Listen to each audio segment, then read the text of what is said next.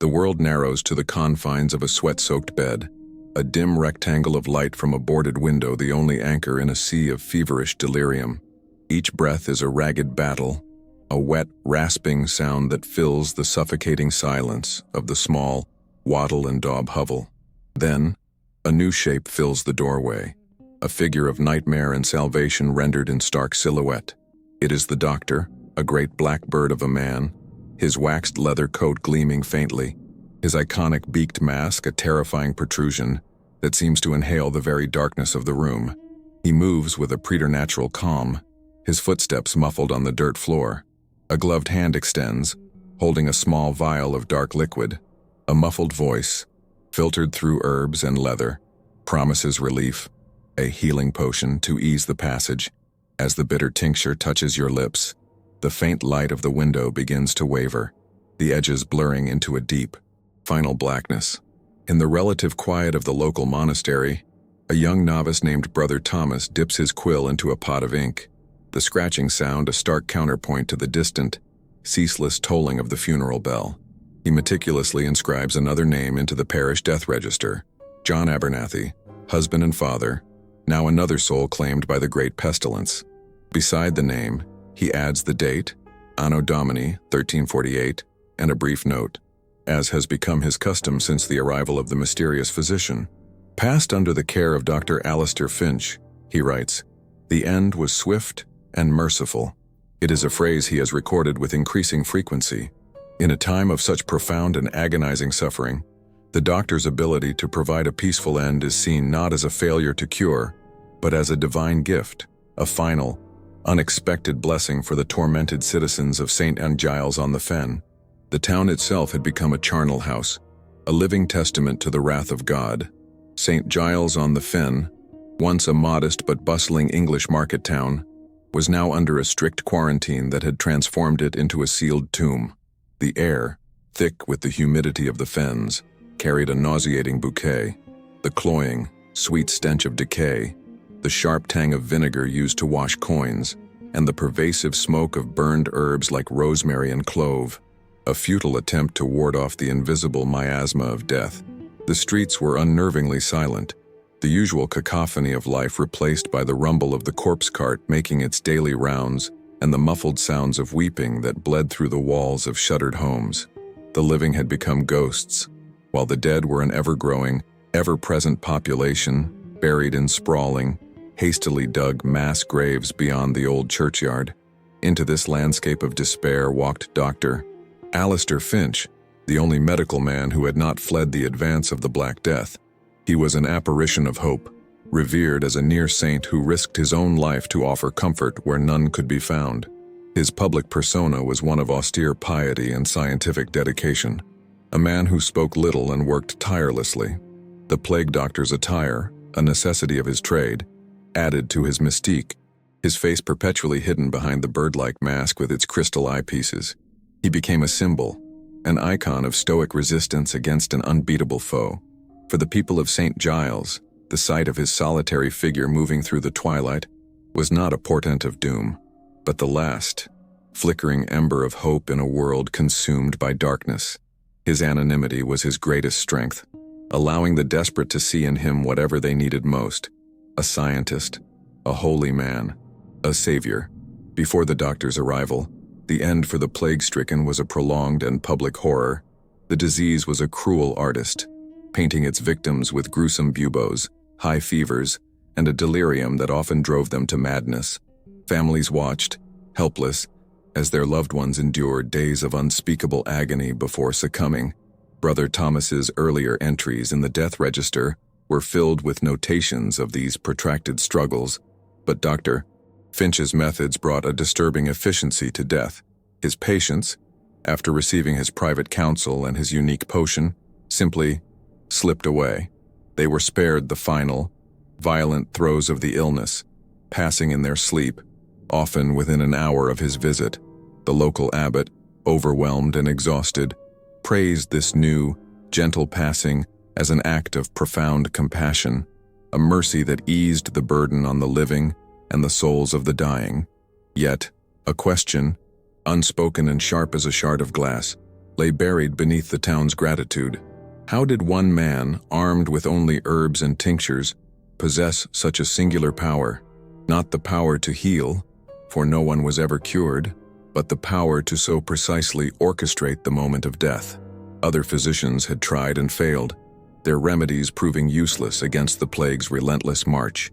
Dr. Finch, however, offered a predictable and placid end, a service that felt more akin to an executioner's grim duty than a healer's art. He was a man without a past, who appeared as if from the fog of the fens just as the pestilence reached its zenith. What was the true nature of the comfort he provided, and what was the secret ingredient in the potion that granted a death so unnaturally peaceful? The mystery of his methods was as deep and unsettling as the silence that followed in his wake. The shadow of the plague doctor, the soul harvester, lingers in the annals of English folklore, a chilling reminder that the greatest monsters often wear the guise of saviors. As these echoes of a dark past travel across time and distance, we invite you to mark your place in this chronicle. Tell us in the comments from which city you are joining our investigation and the exact hour of your watch, becoming a fellow archivist in this descent into a historical nightmare. With your presence now logged in our own records, let us return to that suffocating summer of 1348 and bear witness as the first, almost imperceptible crack begins to form in the angel's carefully constructed facade. The days for Brother Thomas fell into a grim, monotonous rhythm, a cycle of prayer and death defined by the looming presence of Dr. Alistair Finch. Each morning, he would meet the doctor at the monastery gates, his own simple woolen robes a stark contrast to Finch's imposing waxed leather coat and alien mask. As they walked the desolate streets, Thomas found himself studying the man he was assigned to assist. He admired Finch's unflinching resolve, his willingness to step into the homes that even the bravest priests now hesitated to enter. The doctor moved with a singular purpose, his every action seemingly dictated by a solemn, internal clockwork. He was a bastion of order in a world that had descended into complete chaos, and the young novice, in his idealism, saw this as a manifestation of profound, almost holy, duty.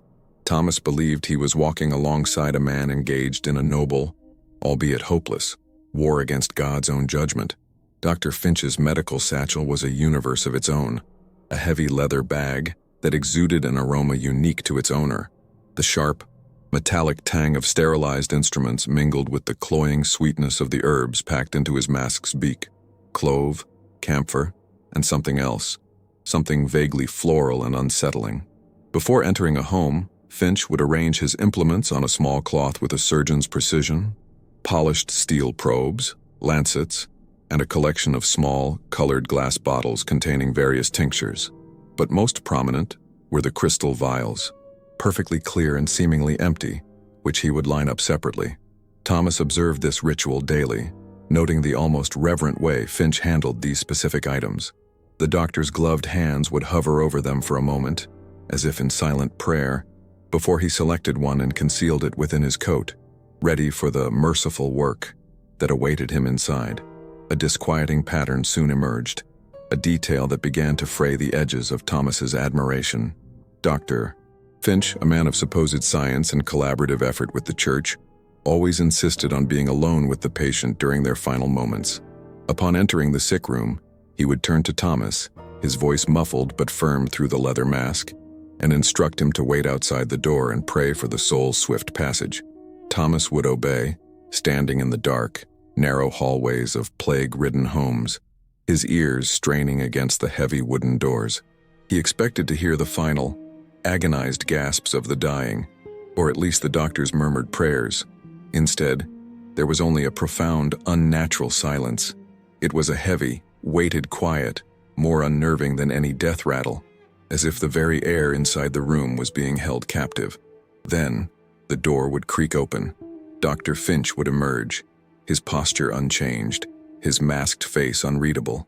He would give a slow, deliberate nod, the silent confirmation that another life had been extinguished.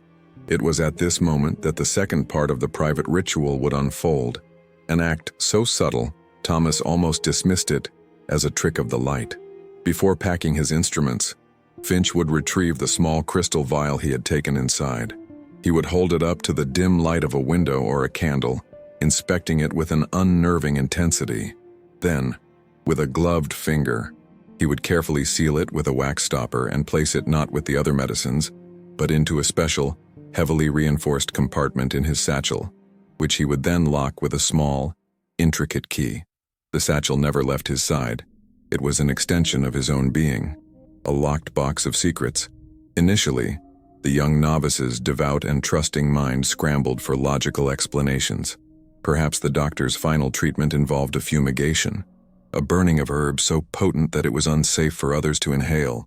The privacy, he reasoned, could be a gesture of respect, a way to shield the family and the church from the final, undignified moments of life. The crystal vial might simply be used to collect a sample of the patient's breath or blood for later study, a desperate attempt to understand the pestilence. Thomas's training had taught him to see the good in men's actions, to trust in the authority of those who, like Dr. Finch, appeared to be instruments of God's will. To doubt such a man felt like a sin, a failing of his own faith in a time when faith was all that remained. His mind clung to these rationalizations, using them as a shield against a darker, creeping intuition. This fragile shield was shattered on a sweltering afternoon in late August. They were called to the home of a weaver, whose wife, Mary, met them at the door with eyes wide with terror and desperate hope. Her only son, a small boy named Daniel, was in the grip of the fever. She fell to her knees, clinging to the hem of Finch's coat, begging him to perform a miracle. "He is all I have left, doctor." She wept, her voice raw with grief. "Save him. Please, God, save him." Dr. Finch placed a calming hand on her shoulder, his usual stoicism a strange comfort in her hysteria. He assured her he would do everything in his power to ease the child's suffering. Thomas, his heart aching for the woman, watched as the doctor disappeared into the small, dark room where the boy lay burning with fever, the familiar instruction to wait outside echoing in the hallway. The silence that followed was shorter this time, lasting no more than a quarter of an hour. When Dr. Finch emerged, he simply nodded towards Mary, who had collapsed into a heap of desperate prayer. "He is with the angels now," the doctor's muffled voice declared. "His suffering is over." He then performed his inscrutable ritual with the crystal vial, locked it away, and departed for the next house. His work here concluded. That evening, as Thomas was recording young Daniel's name in the death register, Mary appeared at the monastery. Her initial, exhausted relief had curdled into a new kind of horror, a confused agony that twisted her features. She clutched at Thomas's sleeve, her knuckles white. "She had to tell someone," she whispered, her voice trembling. What she had seen was not a peaceful passing. It was not a mercy. Through a small crack in the ill-fitting wooden door, Mary had watched. She recounted how Dr. Finch had not administered a potion as she had assumed. Instead, he had produced a strange leather mask, smaller than his own, and attempted to fit it over her son's face. The boy, though weakened by fever, began to struggle, a primal fear in his eyes. Mary told Thomas, in a choked whisper, that Daniel didn't just fade away. She saw his small body arch violently on the cot, his hands clawing at his own throat, his mouth open in a silent scream. There was no sound, yet it was the most horrific struggle she had ever witnessed. It was not the gentle release of a soul, but the brutal, suffocating theft of a final breath. Her son had died not from the plague, but as if he were being held underwater, fighting for air that would never come. The mother's harrowing account landed on Brother Thomas like a physical blow, knocking the air from his lungs and irrevocably shattering his constructed reality. The doctor's strange habits, the insistence on privacy, the mysterious crystal vials, the unnatural quiet, were instantly recast in a sinister new light. Every unmerciful death he had recorded now felt like a lie, a clerical endorsement of an unseen atrocity. The image the woman painted, of a small boy choking in silence, was an unholy perversion of the peaceful passing he had so admired. This was not the work of a saint, or even a simple physician. The seed of doubt, which had been a quiet, nagging discomfort in the back of his mind, had now germinated into a monstrous tree of suspicion, its roots gripping his very soul. From that day forward, Brother Thomas was no longer a simple assistant. He became a covert observer, his every interaction with Dr. Finch now a careful act of surveillance. He watched the way the doctor's hidden gaze seemed to linger on him, as if sensing the shift in his devotion. He paid closer attention to the satchel, noting its weight, the way Finch protected it not like a bag of tools, but like a reliquary containing sacred, irreplaceable artifacts. The once reassuring scent of herbs and metal now seemed nauseating. The smell of a meticulous predator. The uneasy normal of life amidst the plague was gone forever, replaced by the terrifying certainty that he was walking in the shadow of a man who did not offer comfort to the dying, but instead harvested something from them in their final, terrifying moments. The question was no longer if the doctor was hiding something, but what unholy purpose his secret served.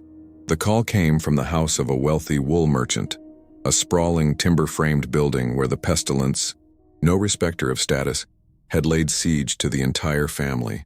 The scene that greeted them was not the grim resignation of the poor, but a frantic, spiraling chaos. Servants ran through the halls, their faces streaked with tears and terror, while the merchant's wife, her sanity fraying, issued a stream of contradictory and nonsensical orders. The sounds of weeping and agonized prayer from multiple rooms blended into a single, harrowing chorus of despair. This was not the orderly, controlled environment Dr. Finch preferred for his work. The air was thick with the scent of wealth and decay, a pungent mix of lavender water, expensive beeswax candles, and the undeniable, underlying sweetness of the plague's advance, a combination that turned the stomach. Dr. Finch, for his part, moved through the pandemonium like a ship cutting through a stormy sea, his focus absolute. He directed his attention to the patriarch of the family, a man whose labored breathing could be heard from the main hall. He instructed Thomas to prepare a poultice, a simple, busy task that the novice now recognized as a means of distraction, a way to keep him occupied and at a distance. As Finch laid out his instruments on a silk-draped side table, Thomas watched him with an intensity that was almost painful. He noted how the doctor's gloved hands seemed to tremble almost imperceptibly, a minute crack in his otherwise ironclad composure. He was a man accustomed to working in the solemn quiet of a deathbed, and the unchecked emotion of this household was a variable he could not control, an irritant in his meticulous process. The breaking point arrived with a sudden, sharp cry. One of the young serving girls, rushing from the master's bedroom with a soiled basin, stumbled on the ornate rug. In her panic to right herself, she collided heavily with the doctor's side. The impact was jarring, knocking Finch off balance. His hand, which had been reaching for his satchel, flew out to steady himself against the wall. From within the folds of his coat, dislodged by the violent motion, a single crystal vial was thrown clear. It traced a short, glittering arc through the candlelit air before landing on the dark oak floorboards. It did not shatter. Instead, it made a small, distinct clinking sound, a tiny note of clarity that sliced through the cacophony of grief and panic, drawing the immediate, undivided attention of two individuals, the doctor and his novice. In that frozen moment, the world seemed to narrow to the small, glinting object on the floor. Dr. Finch's masked head snapped downwards, a puppet whose strings had been violently yanked. A flicker of pure, unadulterated panic radiated from his posture, a raw urgency that Thomas had never witnessed. But the novice, standing closer and propelled by the mother's horrific story, acted on an impulse born of dread and a desperate need for proof. He moved without thinking, his youthful agility outmatching the doctor's momentary shock. He lunged forward, his body low to the ground, and his fingers closed around the smooth, cool glass of the vial. He had it in his grasp, a solid piece of evidence, before Finch could even take a step towards it. For a split second, the power dynamic had inverted completely. The observer now held the secret. The first thing Thomas registered was the cold. It was not the simple chill of glass in a damp room, but a profound, unnatural coldness that seemed to suck the warmth directly from his palm. It was like holding a shard of winter ice in the heart of August, a deep, penetrating chill that felt ancient and wrong. He half expected it to burn his skin. He instinctively cradled it, his mind reeling as he tried to process the sensation. No liquid, no matter how cool, could feel like this. It felt like holding a fragment of the grave itself, a concentrated piece of the final, absolute absence of life. The sensation was so alien, so fundamentally violating to the natural order, that it confirmed his deepest fears before his eyes even had a chance to properly see what he held. He brought the vial closer, his heart hammering against his ribs. He expected to see a dark tincture, the same kind of potion he had seen the doctor offer to others. Instead, the crystal was pristine, utterly transparent, and contained no liquid at all. Within the small glass chamber, an almost imperceptible vapor swirled in lazy, impossible patterns.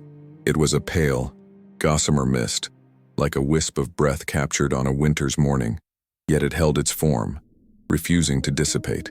As he watched, mesmerized, the ghostly vapor seemed to react to the heat of his hand, recoiling from his touch and swirling more agitatedly. A miniature tempest trapped in a bottle. It was ethereal, beautiful, and utterly horrifying. It looked less like an alchemical substance and more like a captured spirit. A black-gloved hand shot out like a striking adder, snatching the vial from his grasp with shocking force. The movement was so swift and violent that Thomas felt the slight scrape of the doctor's leather against his skin. It was not a retrieval. It was a reclamation, an act of pure, predatory ownership. From behind the impassive beak of the mask, a sound emerged that was utterly devoid of humanity. It was a low, furious growl, a guttural noise of rage and violation that vibrated in the air between them. In that instant, the carefully crafted persona of the serene, pious physician was completely annihilated, burned away by the raw, incandescent fury of a man whose most sacred secret had been touched by an unhallowed hand. The saint was gone. Only the monster remained. Dr. Finch loomed over him, a towering silhouette of black leather and righteous indignation. He was several inches taller than Thomas, and he used his height to its full, intimidating effect. The two crystal eyepieces of his mask, which normally appeared as dark, unreadable voids, now seemed to possess a malevolent intelligence. They were fixed on Thomas, and the young novice felt as if he were being pinned in place by the sheer force of the doctor's silent, homicidal rage. Finch said nothing. He did not need to. The sudden, palpable aura of menace emanating from him was more terrifying than any shouted threat. Thomas could feel the doctor's entire body vibrating with restrained violence. The predator whose sanctity had been breached and whose prey had just witnessed something forbidden. After a long, suffocating moment, the doctor's posture relaxed, the rigid tension bleeding out of his frame as he regained his formidable self-control. He carefully inspected the vial, as if to ensure it had not been tainted by Thomas's touch, before securing it within the deepest, most hidden pocket of his coat. He straightened his attire, the ritualistic gesture a clear reassertion of his authority and composure. Then, he leaned in close to Thomas, his masked face just inches from the novice's. The smell of herbs was overpowering, sickly sweet. Curiosity. The doctor's voice was a low, menacing whisper, filtered through leather and filled with ice. It is a luxury the pious cannot afford. Some instruments are meant only for the hands of those chosen by God to do his necessary work. Remember your place, Brother Thomas. The rest of the visit was a blur of strained formality. Dr. Finch completed his work with the merchant, and the familiar, unnatural silence descended upon the sick room. He left the house without another glance at the novice, his long strides carrying him back into the dying light of the afternoon. Thomas remained frozen in the merchant's hallway, his hand still tingling with the phantom, deathly cold of the vial. The veiled threat echoed in his mind, but it was overshadowed by the horrifying certainty that now consumed him. The swirling mist, the unholy cold, the doctor's savage reaction, it was all the proof he needed. This was no medicine. This was not a mercy. Dr. Finch was a harvester, a collector of something intangible and precious, stolen at the precise moment of death. The time for passive observation was over. He had to know what was in that locked satchel. Tormented by the phantom cold that still clung to his hand and the echo of Dr. Finch's menacing whisper, Brother Thomas made a decision that would forever stain his soul and break the sacred vows he held dear. He waited for the deepest hour of the night, that dead, silent space between matins and lauds when the monastery was a tomb of sleeping monks. His heart a frantic drum against his ribs, he stole into the abbot's chambers, the air thick with the smell of beeswax and old incense. His trembling fingers found the cold, heavy iron of the master keys. Each footstep down the stone corridors towards the isolated tower room Finch had claimed as his private study was a step away from God, a descent into a necessary sacrilege from which he knew there could be no return. The oppressive silence of the hallowed halls seemed to judge him, pressing in as he approached the source of his dread. The heavy oak door, previously a boundary of polite respect, was now a final, forbidding barrier. The stolen key grated loudly in the lock, the sound like a scream in the profound quiet. As the door swung inward on protesting hinges, a complex and sickening odor washed over him, an alchemical assault on the senses that was far more sinister than the simple scent of herbs he had expected.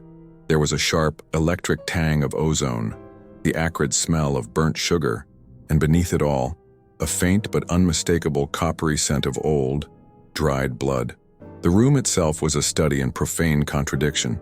On one wall hung meticulously drawn charts of human anatomy and the phases of the moon, while on another, a large and complex astrological map detailed the celestial houses. It was the workspace of a man who saw the human body and the heavens as connected parts of a single, exploitable machine. The novice's eyes were drawn to the center of the room, where a brick furnace, and still faintly warm, stood as a dark altar. Around it, an intricate and bewildering array of scientific equipment was arranged with a jeweler's precision: glass retorts, serpentine alembics, and a complex web of crystalline tubing connected various flasks and beakers, all leading towards a large unsealed copper vessel. This was not the simple equipment of an apothecary mixing herbal poultices. It was a distillery. The entire setup was designed for a single purpose: to heat, evaporate, and condense something with meticulous control. The jarring sight of this sophisticated, almost alien apparatus, housed within the ancient, hallowed stone of the monastery, made Thomas's stomach clench. It was a clear and profound violation, a nest of dark science hidden within the very heart of faith. He began his search with frantic, desperate haste, his eyes scanning for the doctor's satchel, but it was nowhere to be found. A cold dread washed over him as he realized Finch must keep it on his person at all times, a testament to the value of its contents. His search grew more methodical, his hands running along the walls, tapping the stone floor. Near the main workbench, his knuckles struck a section of the flagstones that returned a hollow, wooden sound. With trembling fingers, he found the edge of a loose floorboard. Prying it up with a lancet he found on the table, he revealed a dark cavity. Within the recess sat a heavy, lead-lined box. It was not locked. He lifted the lid, and there, nestled on a bed of faded black velvet, lay a single, thick volume bound in dark, unmarked leather. It was the doctor's journal. He carried the book to the workbench and opened it under the faint moonlight filtering through the high and narrow window. The pages were filled not with the familiar Latin of a scholar or the plain English of a physician, but with a dense, maddeningly complex script that seemed designed to repel understanding. It was a fluid, almost organic cipher that blended arcane hermetic symbols, small, precise anatomical sketches of lungs and hearts, and what he could only assume was a personal shorthand. Phrases were interspersed with astrological signs and alchemical notations for mercury, sulfur, and salt. It was a language of pure obsession, a secret testament written for an audience of one. A wave of despair washed over Thomas. To hold the truth in his hands and be unable to read it was a unique and cruel form of torture. He was so close, yet the secret remained locked away. Just as the first glimmers of defeat began to cloud his mind, a memory surfaced, a flicker of light in the darkness of his frustration. He recalled an old, seldom disturbed tome tucked away in a forgotten corner of the monastery's scriptorium, a place he frequented for its quiet solitude.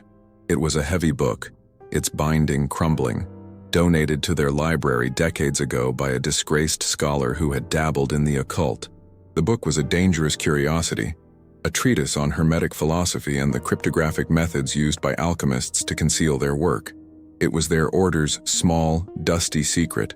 With a surge of renewed hope, Thomas carefully returned the doctor's journal to its lead-lined prison, replaced the floorboard, and hurried from the profane laboratory back towards the sacred quiet of the library, now armed with the possibility of a key. Secluded in the scriptorium, with only a single sun-sputtering tallow candle to chase away the encroaching shadows, Thomas began the painstaking, mind-numbing work of translation. He laid the alchemist's lexicon open, its pages brittle and smelling of dust and time, and placed the doctor's journal beside it. Hour after agonizing hour, he meticulously cross-referenced the strange, flowing symbols, the astrological signs, and the cryptic abbreviations. The process was torturous, like learning a language one letter at a time. But then, slowly, impossibly, words began to emerge from the coded chaos. He first deciphered a recurring symbol, then a phrase, and finally, a heading written in a corrupted form of Latin at the top of the first page. The letters seemed to burn themselves into his mind. De animae quintessentia, on the quintessence of the soul. His blood ran cold as he managed to piece together the first full entry, its date corresponding to the week of Dr. Finch's arrival in St. Giles on the Fen. The neat, precise script was a chilling counterpoint to the monstrous sentiment it expressed. The great pestilence is not a curse, but a divine and timely gift. The translation read, "It presents a harvest field of unprecedented scale, providing the raw material in an abundance I had only theorized. The subjects are weakened, their spiritus vitae already loosened from its mortal moorings by fever and despair. The harvest is made easy. The flock is prepared for the shepherd's hand." The word harvest appeared again and again throughout the initial pages, a chilling agricultural term for a process that Thomas now knew involved human lives. There was no mention of healing, only of collection and processing. He turned the page, his fingers numb, and began to decipher a passage that described the mechanics of death itself. "The true essence," Finch had written, "resides not in the blood, which is but a crude servant, nor in the organs, which are merely the soul's decaying prison. It is held within the final exhalated breath. The anima is released in its purest, most potent form only in the ultimate paroxysm of terror, in the soul's frantic, desperate flight from its suffocating cage of flesh. This moment cannot be passively awaited. It must be catalyzed. The subject must be conscious, aware of their end, for the fear to properly distill the essence." Thomas felt a wave of nausea as he finally understood the horrific truth behind the silent convulsive death the weaver's wife had described. It was not a mercy. It was a carefully engineered moment of ultimate horror. The journal was filled with more than just words. On the following pages were a series of detailed schematics, drawn with an engineer's precision. Thomas's eyes fell upon a drawing of a small, form-fitting leather mask, and he instantly recognized it as the device Mary had described being forced upon her son. The diagram showed how it was connected by a thin, flexible tube to a small crystal vial. A complex, one-way valve was sketched in cross-section, designed to allow air to be drawn in, but not expelled. Finch had even labeled the components in his coded script. Thomas deciphered the name for the entire apparatus, the vas animae, the spirit vessel. Its purpose was singular and unambiguous, to capture the final, terrified exhalation of a dying human being, the distillation of the anima, at the very moment of suffocation, imprisoning it in glass. The ultimate, blasphemous purpose of this grim harvest was laid bare in the journal's final, triumphant chapters. Dr. Finch was not simply a sadistic murderer. He was an alchemist on a grandiose and unholy quest for the ultimate prize. From the perfected essences of 100 souls, Thomas painfully translated a passage scrawled with manic intensity. A single, perfect drop of the elixir, vitae may be finally distilled. The philosopher's stone is not forged from base metals like lead and gold, as the fools believe. It is forged from the condensed, purified vitality of 100 lives, stolen at their terminus. Immortality is not a gift to be begged from a silent god, but a treasure to be seized by the bold, a prize to be won through science and will. Finch was not trying to save his own life from the plague. He was trying to conquer death itself, using the souls of St. Giles as his raw material. The following morning, Thomas could not conceal the transformation that his nocturnal discovery had wrought upon him. The idealistic novice was gone, replaced by a hollow-eyed ghost, his every movement stiff with a terror that was now a permanent part of his being. He met Dr. Finch at the monastery gate as usual, but the dynamic had irrevocably shifted. The doctor, preternaturally perceptive, noticed the change at once. As they began their walk, Finch paused, his beaked mask turning to fix its glassy eyes directly on Thomas. He remained silent for a long moment before his muffled voice emerged, low and laced with a new, sharper edge. "You appear unwell, Brother Thomas," he observed. "A troubled conscience can be a far heavier burden than any pestilence. Tell me, have you been spending your nights in prayer, or have you been prying into matters that do not concern you?" From that moment on, the doctor's interactions with Thomas became a form of psychological warfare, a series of subtle but unmistakable threats designed to intimidate him into silence. Later that day, as they passed a freshly dug plague pit, Finch pointed with a gloved finger towards a lone crow perched on a nearby fence. "Observe the carrion bird," the doctor murmured, his voice a low rumble that was barely audible above the wind. "It understands its place in the great design. It waits patiently for death, but it does not hasten it. It does not meddle. Those who forget their place, who try to peer too deeply into God's mechanisms or the work of his chosen instruments, often find themselves joining the carrion much sooner than they expected." The message was as clear as it was chilling. Stop digging, or you will end up in one of these pits yourself. Thomas knew he was running out of time. He had to convince the abbot, but he needed more than just a few translated passages. He needed undeniable, comprehensive proof from the journal. While he toiled in secret every night, Finch was already moving to neutralize him, to sever his connection to any authority. That afternoon, the doctor requested a private audience with the Father Abbot, his posture a perfect performance of solemn duty and grave concern. He spoke of Brother Thomas's fragile spiritual state, painting a picture of a young man whose faith had been shattered by the horrors he had witnessed. He suggested that the novice's mind, weakened by grief and exhaustion, had begun to invent elaborate, malevolent fantasies to cope with the senseless death surrounding them. "I fear for his soul, Father Abbot." Finch's voice, thick with feigned sorrow, carried through the heavy oak of the abbot's door, where Thomas stood eavesdropping, his ear pressed to the wood. "The boy has become consumed by a spiritual sickness, a form of hysteria. He sees malice and conspiracy, where there is only God's grim and sorrowful work. He is beginning to question the very nature of mercy, to see sin in the easing of suffering. It is a dangerous path he walks, one that skirts the edges of heresy. He needs guidance and perhaps a period of isolated prayer and reflection, away from these grim duties." Finch was not just threatening him, he was systematically discrediting him, painting him as a madman whose accusations would be seen as the ravings of a broken mind. The abbot, a man worn down to his very bones by the relentless tide of death and his own powerlessness, was susceptible to Finch's carefully crafted lies.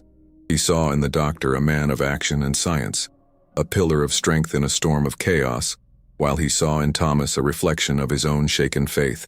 He summoned the novice to his study later that day, his eyes filled not with the paternal warmth Thomas had always known, but with a new, weary suspicion. He spoke of the dangers of spiritual pride and the sin of questioning those placed in authority. He warned Thomas against flights of fancy and reminded him of his sacred vow of obedience. In that moment, Thomas understood with chilling clarity that he was utterly alone. Finch had successfully poisoned the only well from which he could have drawn aid. The investigation now became a desperate, deadly race against a ticking clock. Every night, Thomas would slip into the scriptorium, the alchemical lexicon and the doctor's journal, his only companions, his hands shaking as he worked to unravel the full extent of the monstrous plan. During the day, he was forced to walk alongside the man he knew to be a monster, enduring his veiled threats and the constant, unnerving scrutiny of his masked gaze. He could feel Finch watching him, enjoying the silent game of cat and mouse, confident that his young assistant was trapped and powerless. Every toll of the funeral bell from the church tower was no longer a call to prayer for a departed soul, but a countdown, a sonic marker of another successful harvest, bringing the alchemist one soul closer to his unholy prize. On the third night of his secret work, under the pale, skeletal light of a waning moon, Thomas's trembling finger traced down a column of entries in the back of the journal. It was a meticulous tally, a list of dates and initials that corresponded perfectly with the parish death register, a horrifying accounting of the doctor's work. He counted them, his lips moving silently, his breath catching in his throat. 97, 98, 99. His eyes then fell upon the triumphant, scrawled passage at the bottom of the page, the culmination of all the preceding work. "The vessel is nearly full to bursting," he translated. "The chorus is almost complete. One final anima of noble and pure spirit is now required to perfect the mixture and catalyze the final transformation. The magnum opus is at hand." The horror was no longer an abstract concept. It was a number, and the countdown was about to reach its terrifying conclusion. His frantic work culminated in a single, terrifying realization. With the alchemical lexicon as his guide, Thomas finally cracked the code of the journal's final, triumphant entry. The language was ecstatic, the script more fluid and manic than in previous pages. It described the final requirement for the elixir, the catalytic element that would bind the disparate essences into a single, perfect whole. "The chorus requires its final voice," he translated, his voice a choked whisper in the silent scriptorium. "One anima of noble birth and pure spirit, untouched by the drudgery of the common soil, must be harvested to perfect the magnum opus." A cold dread seized him as he cross-referenced the name on Dr. Finch's schedule for that very morning. Lady Eleanor Vance, the young, unmarried daughter of a local baron, renowned for her piety and fragile beauty. The number of souls was 99. She was to be the 100th. A surge of pure adrenaline, cold and sharp as ice, propelled him into action. Snatching both the heavy journal and the brittle lexicon from the desk, Thomas burst from the scriptorium, his heart a frantic wild bird beating against the cage of his ribs. He ran, abandoning all pretense of monastic decorum, his simple woolen robes flying behind him like the wings of a desperate specter. The stone corridors of the sleeping monastery echoed with the slap of his leather sandals, a sacrilegious sound in the pre-dawn stillness. He was no longer a novice and a scholar or a man of God. He was a messenger, a herald of a truth so monstrous that it threatened to shatter the very foundations of his world. Every corner he turned, he expected to see the dark, impassive figure of Finch, and the thought spurred him to run ever faster towards the abbot's chambers. He crashed through the abbot's door without knocking, a flagrant violation that caused the old man to start from his light, troubled sleep. Initially, the abbot's face clouded with anger and weary confirmation of Finch's warnings about the boy's hysteria. "Brother Thomas, have you taken leave of your senses?" he began, but his words died in his throat as he saw the raw terror in the novice's eyes. Thomas, gasping for breath, slammed the 2 forbidden books onto the desk. "He's a harvester, Father, not a healer," he cried, his voice cracking. He stabbed a trembling finger at the pages, at the horrifying diagrams of the mask, the chilling tally of souls, and his own frantic, scrawled translations. "He is going to kill Lady Eleanor. She is the last one. She is the 100th soul for his elixir." The Father Abbot, a man who had wanted so desperately to believe in a simple mercy, stared at the evidence laid bare before him. He could not read the cipher, but the implications were undeniable and horrific. He saw the precise, cold drawing of the Juvas Animae, an instrument of torture, not healing. He saw the neat column of 99 entries, a ledger of death, and he saw his own folly, reflected in the wild but lucid eyes of the novice he had been so quick to dismiss. The doctor's calculated deception, his poisoning of the well, became terrifyingly clear. He had not just been misled, he had been a willing pawn, his authority used to sanction an unimaginable evil. A deep, guttural sound of fury escaped his lips. "Brother Michael! Brother John!" he bellowed, his voice echoing with a newfound, terrible authority. "To my side! Now!" The small party moved as a single organism of desperate purpose, a 4-man crusade against a singular evil. The abbot, his wooden staff held before him like a spear, led the charge, with Thomas clutching the damning journal to his chest, and the 2 burly monks, their faces grim and confused, flanking them. They ran through the deserted, misty streets of St. Giles, their footsteps a frantic, rhythmic pounding against the damp cobblestones. The rising sun cast a sickly gray light over the quarantined town, illuminating the shuttered windows and the ominous red crosses painted on the doors. Each second felt like an eternity. each street a new battleground in their race against a man whose methodical evil was far more terrifying than the plague itself. They were running not just to save one life, but to confront the devil who had been walking among them in a savior's guise. They reached the Vance estate to find a scene of unnerving quiet. The large oak door was slightly ajar, swinging gently in the morning breeze, a silent invitation into a house of death. Inside, the grand hall was empty, the air thick with the cloying, telltale scent of Finch's herbal concoctions, a perfumed shroud over the odor of sickness. The servants had clearly been dismissed or had fled, leaving the family to the private ministrations of the merciful doctor. A solitary candle flickered at the top of the wide staircase, its small flame casting long, grotesque shadows that writhed on the walls like tormented souls. There were no sounds of struggle, no cries for help, only the same profound, unnatural silence that Thomas now recognized as the precursor to Finch's harvest. They were not too late. They couldn't be. With a final prayer on his lips, the abbot led the charge up the stairs. They threw their combined weight against the heavy wood of the master bedchamber door, which splintered and burst from its frame. The scene revealed within was a tableau of suspended horror, a single, sacrilegious moment frozen in time.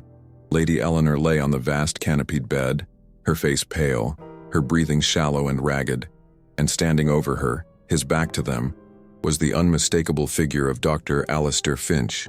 He was not preparing a potion. In his gloved hands, he held the completed apparatus, the smaller leather mask attached by a coiled crystalline tube to a large, ornate crystal receptacle. The vessel itself seemed to thrum with a faint internal light, a ghostly luminescence from the 99 captured essences within. He was just lowering the mask towards the young woman's face as they crashed into the room. The sound of the splintering door caused Finch to spin around, a single, fluid motion of interrupted purpose. For one fraction of a second, his crystal eyepieces fixed on them, and in his posture, they saw not fear, but the incandescent rage of a thwarted god. Before he could react, Brother Michael, a man built like a shire horse, launched himself across the room. The impact was brutal, a collision of flesh and leather that sent the doctor stumbling sideways. The precious alchemical device, the culmination of a lifetime of profane work, flew from his grasp. It spun through the air in a glittering arc before shattering against the stone fireplace. A barely visible vapor, a collective ghost of 99 final breaths, hissed out and vanished into the air, leaving behind only the smell of ozone and a profound echoing silence. In the same motion, the abbot lunged forward and tore the beaked mask from the doctor's head. The face revealed was shockingly, terrifyingly ordinary. There were no demonic features, no signs of madness. Just the face of a man in his late 40s, with thinning hair, a neat beard, and eyes that were preternaturally calm and startlingly intelligent. The face of a scholar, not a monster. Pinned to the floor beneath the immense weight of the monk, Finch did not struggle or plead. A strange, dry chuckle escaped his lips. "So close," he murmured, his gaze fixed on the spot where his life's work had dissipated. Then he looked up at the abbot, his eyes holding not an ounce of fear, but a look of immense, condescending disappointment. "You have achieved nothing," he stated, his voice even and laced with contempt. "You have merely ensured that this town's legacy will be nothing but rot and unmarked graves. You have shattered the cure for death itself." He lay there, a captive, yet he held the room in his thrall, his confession unfolding with the chilling authority of a university lecture. "You call this the Black Death a curse?" he scoffed, his eyes sweeping over them. "You are children, staring at a miracle you cannot comprehend. The pestilence is a divine instrument, a scythe that clears the field for a harvest of unprecedented scale. It loosens the anima from its mortal shell, making the extraction efficient." He spoke with a chilling passion, describing the souls of the townspeople as raw material, as crude matter, to be refined. The plague was not his enemy, it was his partner, his silent, tireless accomplice that prepared the subjects for his meticulous, final work. He was not a doctor fighting a disease. He was an alchemist exploiting a unique and fleeting opportunity.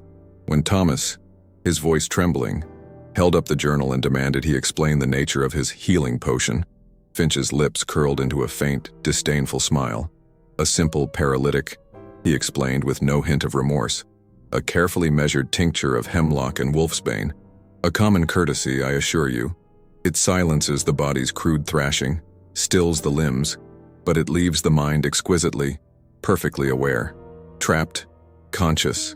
He paused, savoring their horrified expressions. The quintessence, the true stuff of life, is only released in the paroxysm of ultimate terror. The soul must fight to flee its cage. I require the subject to be fully awake to their own suffocation. The purity of that silent, hopeless scream, the sheer metaphysical force of that final moment of despair, that is the catalyst. That is the ingredient I came here to harvest. The full, unholy weight of his words descended upon the room, crushing the air from their lungs. Every merciful passing, every peaceful end that the town had praised as a blessing, was in truth a final, conscious act of torture. The abbot stared at his own hands, the hands that had patted Finch's shoulder and blessed his work, now seeing them as stained with the blood of his entire flock. Thomas felt a wave of vertigo as the faces from the death register flashed before his eyes. John Abernathy, the weaver's son Daniel, and 97 others. He had not been recording their deaths. He had been logging the successful acquisitions of a soul collector. Dr. Finch had not been easing their suffering. He had been refining it, distilling their absolute terror into his vile collection, one silent, suffocating victim at a time. Finch's cold, analytical gaze shifted to Lady Eleanor, who had pushed herself upright in the bed, her face a mask of terror and disbelief as she listened to the confession of the man who was meant to be her savior. She was to be the final grace note, the doctor mused, his voice taking on a poet's cadence that made the words even more grotesque. The pure anima of the nobility, to bind the coarser spirits of the common folk. Her refined essence would have harmonized the elixir, transforming the chaotic energy of 100 deaths into one perfect, stable drop of eternal life. His tone was not of a murderer lamenting a failed crime, but of a master artist whose magnum opus had been tragically and senselessly destroyed by ignorant barbarians just moments before its completion. His lack of humanity was absolute and profound. The abbot, his face ashen but his voice now a rod of iron, took a step forward, his staff held like a scepter of judgment. "You are not a physician," he declared, his voice trembling with a fury that was both righteous and deeply personal. "You are a monster cloaked in the guise of a man, a ghoul who has fed upon the despair of the dying. You have twisted mercy into torture and profaned the very act of death." He looked at the bound alchemist with eyes that held no pity, only the terrible certainty of divine and mortal justice. "For this ultimate heresy, for this blasphemy against God and man, you will face the bishop's court." He gestured to the monks. "Bind him. His work in St. Giles on the Fen is finished." The climax had been reached not with a clash of steel, but with the devastating, soul-shattering weight of the confessed truth. The wheels of ecclesiastical justice, spurred by the abbot's horrified testimony and the physical evidence of the alchemical journal, turned with terrifying speed. Dr. Alistair Finch was brought before a special tribunal convened by the Bishop of Ely, a man desperate to reassert the Church's authority in a world where faith itself seemed to be dying. Finch offered no defense. He did not plead for mercy or deny the charges. Instead, he treated the proceedings as a minor academic inconvenience, correcting the inquisitor's pronunciation of certain alchemical terms and expressing disappointment at their primitive understanding of the great work he had undertaken. His lack of remorse was his final, most profound confession, declared a heretic of the most insidious kind, one who had weaponized mercy and profaned the sanctity of death. His sentence was swift, absolute, and designed to serve as a terrible warning. The revelation of Dr. Finch's true purpose swept through St. Giles like a second, more insidious plague. The initial disbelief quickly curdled into a collective, soul-deep trauma. The families who had praised the doctor's name, who had thanked God for the peaceful passing of their loved ones, were now forced to confront a monstrous truth. They had celebrated moments of exquisite, silent torture. Every memory of the doctor's calm demeanor, his reassuring presence, was now retroactively poisoned. The gratitude they had felt became a source of profound shame and guilt. They had not merely been deceived, they had been made unwitting accomplices to his harvest. The community, already fractured by loss, now turned inward, consumed by a horror that was in many ways worse than the disease. The pestilence was an act of God. Finch was an act of man. The execution of Alistair Finch was a grim and solemn public spectacle. He was marched to the center of the town square, the same square where he had once been hailed as a savior. At his feet, the monks piled his profane instruments, the shattered remains of the vas animae, his complex glass alembics, and, on the very top, his leather-bound journal. The crowd that gathered was unnaturally silent, their rage and grief too profound for jeers. They watched as Finch was bound to the stake, his shockingly ordinary face impassive, his gaze sweeping over them with what looked like cold, analytical curiosity. As the pyre was lit, he did not scream or beg. He simply stood rigid, his eyes fixed on some distant point only he could see until the flames consumed him.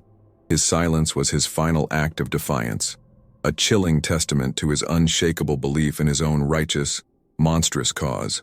For days, the acrid stench of the pyre hung over St. Giles, a foul perfume of burnt wood, melted glass, and cooked flesh that mingled with the ever-present odor of decay. The spot in the town square where Finch met his end became instantly and permanently blighted.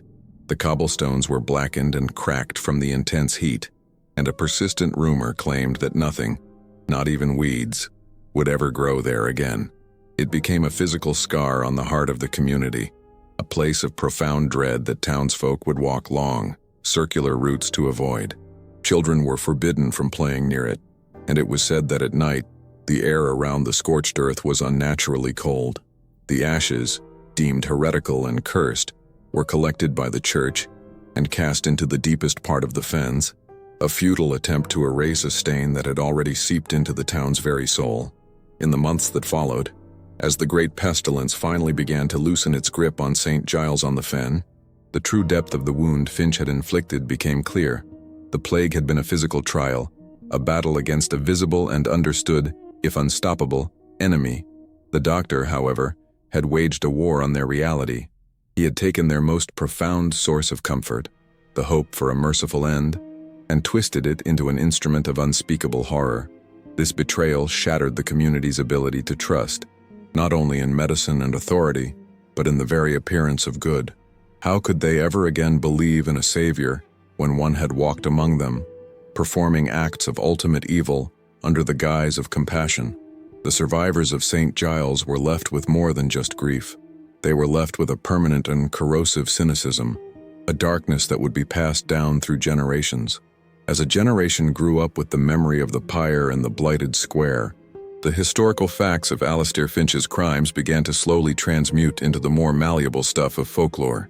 The name of the disgraced alchemist started to fade, replaced by a more evocative and terrifying title, the Soul Harvester.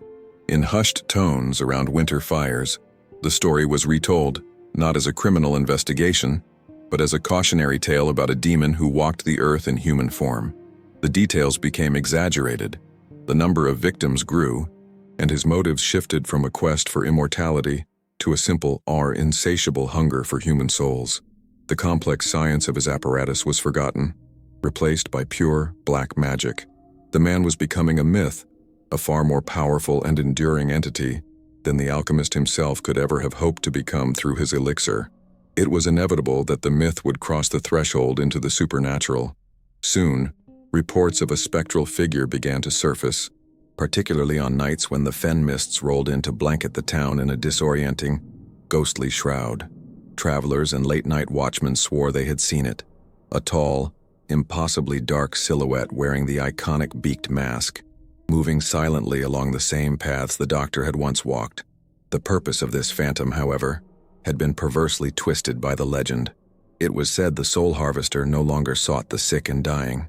His first attempt having been thwarted, he now stalked the healthy, seeking to complete his collection and finish the elixir he had been denied in life. The ghost was not an echo of the past, but an active, ongoing threat, a hunter in the fog. The ultimate legacy of the Soul Harvester was the permanent corruption of a symbol. Throughout the rest of plague-ravaged Europe, the beaked mask of the plague doctor, while unsettling, remained an emblem of medical intervention and desperate courage. But in St. Giles on the Fen and the surrounding region, it became something else entirely. It was an omen of the worst kind of death imaginable, not a swift end from disease, but a final, conscious moment of suffocating terror. For centuries, the image was used to frighten children into obedience. Its appearance in historical manuscripts or church carvings would evoke a specific, localized shudder of horror that outsiders could not comprehend. A symbol of hope had been so thoroughly defiled that it now represented its absolute antithesis, the predatory nature of a monster wearing a healer's face. The story of the soul harvester remains St. Giles's darkest, most enduring secret, a piece of folklore that has outlasted the physical scars of the Black Death. The town eventually recovered, its population replenished, its buildings rebuilt, but the memory of the alchemist who harvested their souls is woven into its identity. Today, local historians and paranormal enthusiasts still debate the truth of Alistair Finch.